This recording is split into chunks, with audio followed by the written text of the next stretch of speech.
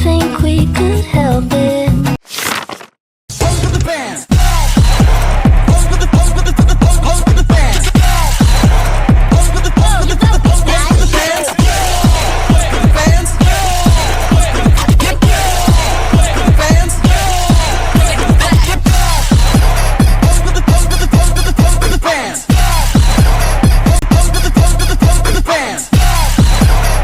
What's up people from the internet? So today, nandito tayo ngayon sa isa sa pinakamakasaysayang lugar sa Northern Luzon, which is the San Pablo Church!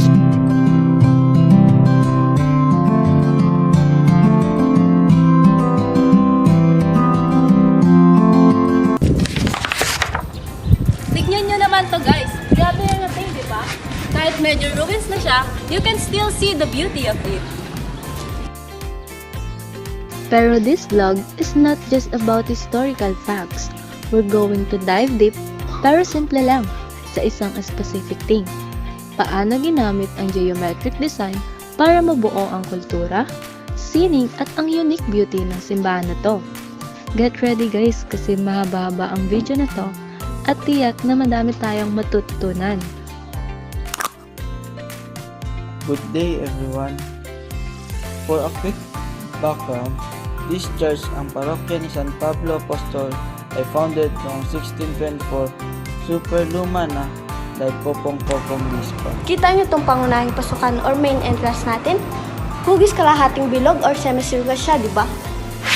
Ang gamit ng arches, una, structural support yan para hindi mag-collapse ang bigat ng pader sa taas.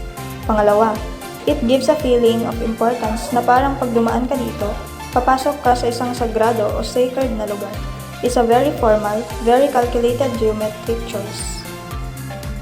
Pansinin niyo rin yung mga nitso or nityas sa pader.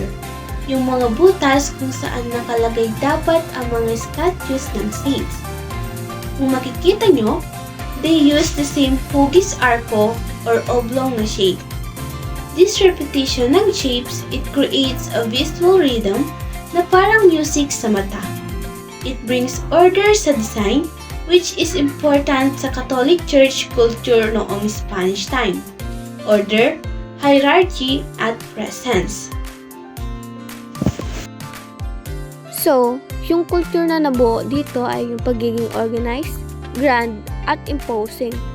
Gamit lang ang basic geometry, they created an atmosphere of divine authority. Astig lang how shapes can make you feel something big, di ba? Hello everyone! Ngayon, pag-uusapan natin kung gaano kaganda yung scening arts at ang beauty ng kanyang materials. So ayun na nga mga kumare ko, as you can see, gaya nga ng sabi ko kanina, a Joe bricks to, hindi yung pulang radrilyo. Yung geometry dito ay hindi lang sa malalaking shapes, kundi pati sa maliliit na cuts at sa pag-a-align asintada sa architecture. Kita niyo yung precision ng paglalagay ng adobe anchor. Diabe tawag nila. Kahit luma na, ang tibay pa rin. Yung natural na kulay brown at gray ng mga adobe, iba yung dating compared sa ibang church ng Cagayan Valley na red brick.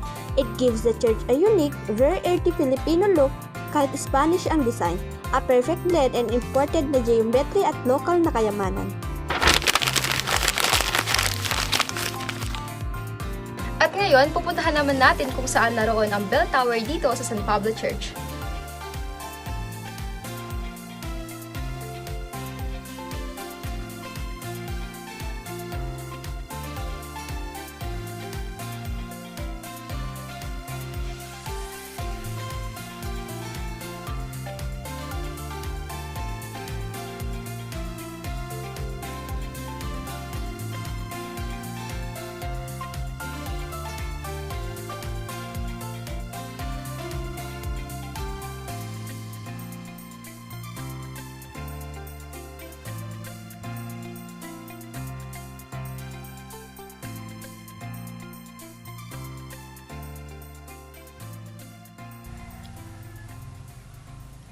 Speaking of local materials, look at this.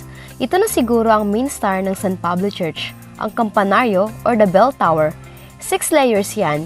Imagine, pinakamatangkad sa buong Cagayan Valley.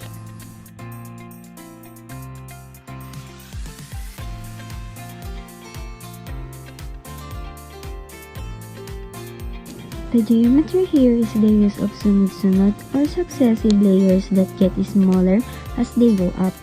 Parang wedding cake pero gawa sa bato. Yung top part pa, hugis bilog or cylindrical, tapos may kono or cone na apex. The use of this stacking geometric block makes it stand out. It creates a feeling of taas, of reaching up to the sky. Pangarilag or magnificent tingnan, diba?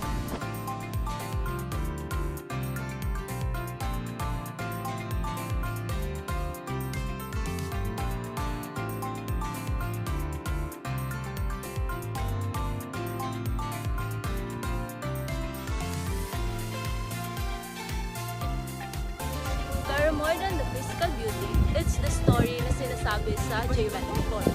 So this church survived warm bombing during World War II and strong earthquakes. Yung tibay ng structure na dahil sa geometry at sa paggamit ng solid adobe, sumasalamin sa tibay o resilience ng mga Isabelanyo at Filipino community na nag-ingat nito.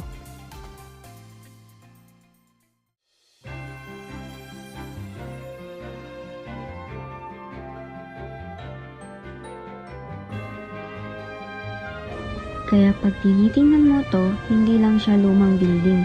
It's a symbol of faith, art, and history na tumayo sa paglipas ng panahon. Nakabibighani or captivating talaga.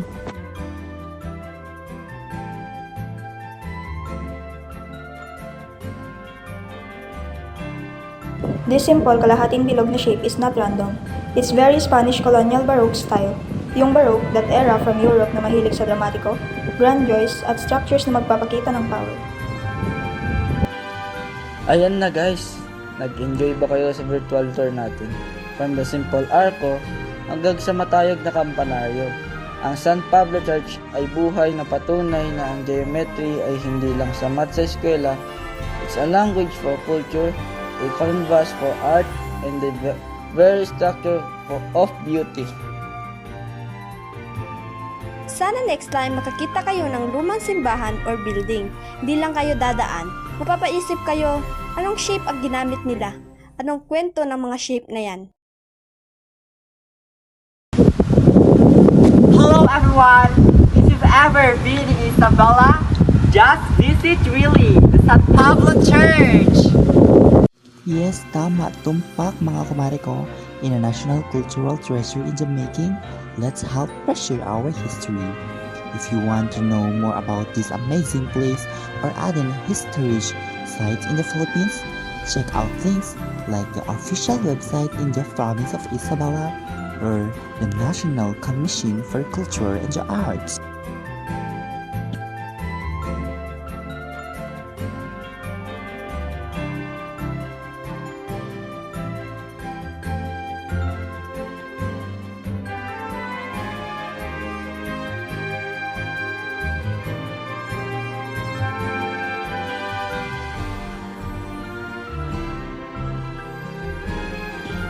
Maraming salamat sa panonood and don't forget to like, Subscribe and click the notification bell. thank